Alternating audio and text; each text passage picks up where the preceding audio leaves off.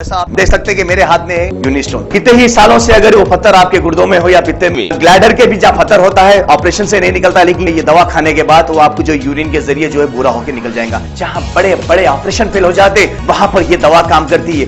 गुर्दे और पित्ते की पथरी ये प्रोडक्ट से गल जाती है, फिर दोबारा पथरी फॉर्म होने नहीं देती और इसमें कोई साइड इफेक्ट भी नहीं है। R&S यूनानी pharmacy, first floor opposite Canara bank, Bahadurpura, x road, Hyderabad.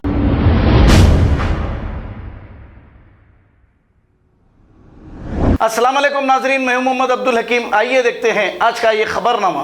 नाजरीन, त्रिपुरा के जो हालात है, मुसलमानों का कत्ले आम और मस्जिदों को जलाया जा रहा है और घरों को लूटा जा रहा है, इस पर AIMIM इनकलाब पार्टी के spoke person high court advocate Qavi Abbasi ने अपना एक बयान जारी करते हुए इस पर सख्त मजम्मत की है।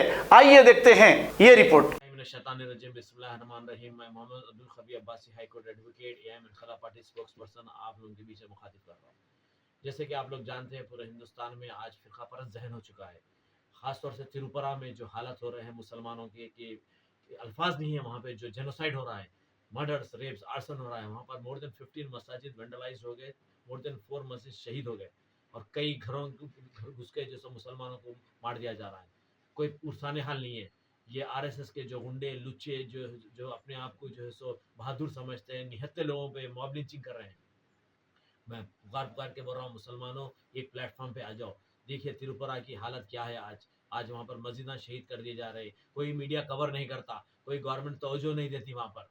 आखिर कब तक ऐसा चलते रहेगा? ये RSS को ऑलरेडी सरदार वल्लभ भाई पटेल ने बैन किया था, उसके बाद इंदिरा गांधी ने इमरजेंसी में बैन किया था, फिर एक पेंडिंग जो है सो PIL है सुप्रीम कोर्ट में RSS को बैन करो बोल के।